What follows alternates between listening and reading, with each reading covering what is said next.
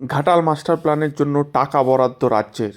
তাছাড়া কি বললেন অভিষেক, শুনে নিন নিজের কানে। পড়াশুনো করে একটা করে প্রতিক্রিয়া দেওয়া। ৪৪,০০০ কোটি টাকা পঞ্চায়েত দপ্তরে বরাদ্দ করা হয়েছে।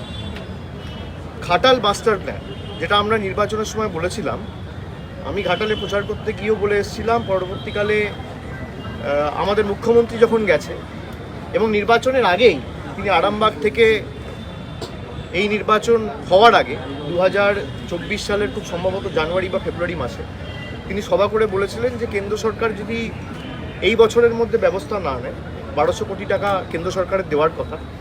এবং একাধিকবার আমাদের রাজ্য সরকারের প্রতিনিধিরা গেছে, সেখানে কেন্দ্রীয় মন্ত্রী, সচিব, তাদের সাথে বৈঠক হয়েছে ঘাটাল মাস্টার প্ল্যান নিয়ে।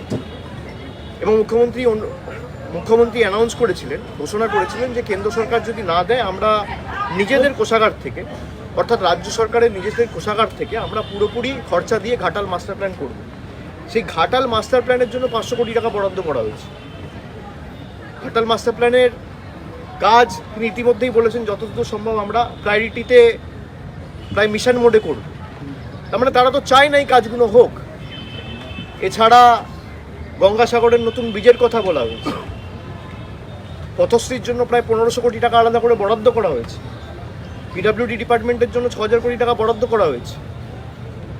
ওইদিকে উপরের যে জেলাগুলো রয়েছে ওখানে প্রায় উত্তরবঙ্গ উন্নয়ন দপ্তর থেকে শুরু করে চা বাগানের জন্য এবং এই পশ্চিমাঞ্চলের জেলাগুলো বিশেষ করে জঙ্গলমহলের জন্য প্রায় 700-800 কোটি টাকা বরাদ্দ করা হয়েছে। তারা তো না পড়ে বলছে। সুতরাং যারা মানুষকে ভাওতা দিয়েছে, আর কেন্দ্র সরকারের বাজেট, আমি তো স্পষ্ট বলেছি যে কেন্দ্র সরকারের যে বাজেট তারা পেশ করেছে বা পরিবেশন করেছে, এটা ভাওতা ছাড়া কিছু নয়। তার কারণ আমি যদি আমার আয়, তারা বলেছে 12 লাখ টাকা অবধি যদি আপনি আয় করেন বছরে তাহলে আপনার কোনো ইনকাম ট্যাক্স লাগবে না। কিন্তু আমার আয় যদি 12 লাখ টাকা বছর, মানে মাসে 1 লাখ টাকা। এবার যে মাসে 1 লাখ টাকা আয় করে তাকে তো জিনিসপত্র কিনতে হয়। খাওয়ার জল খেয়ে তো বেঁচে থাকবে না। তাকে চা খেতে গেলে দুধ কিনতে হয়, চিনি কিনতে হয়, চা পাতা কিনতে হয়, দুটো বিস্কুট কিনতে হয়। জল ছাড়া সবেতেই জিএসটি। চাল, গম, আটা, সর্ষের তেল, মাথার তেল, শ্যাম্পু, গায়ের সাবান, সবের উপর, টুথব্রাশ থেকে শুরু করে, মানে সবের উপর, পায়ের জুতো থেকে শুরু করে, মোজা থেকে শুরু করে, পকেটের রুমাল থেকে শুরু করে কিছু বাদ নেই, সব কিছুতে জিএসটি।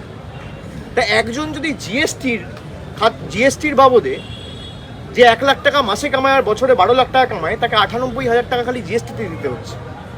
একদিকে আপনাকে বলছে 80,000 টাকা রিবেট দিচ্ছে, আর 98,000 টাকা জিএসটি দিয়ে নিয়ে নিচ্ছে। অর্থমন্ত্রী তো বলতে পারেন, আমি তো ডেটা সোর্স আমার পরের দিন লোকসভা স্পিকারের কাছে জমা দিয়েছি। প্রশ্ন করুক না। এর উপর টোল ট্যাক্স রয়েছে, এর উপর সিকিউরিটি ট্রানজাকশন ট্যাক্স রয়েছে, এর উপর 1000 রকমের সেস রয়েছে, সারচার্জ রয়েছে, এক্সাইজ ডিউটি রয়েছে। এগুলো কে ধরবে?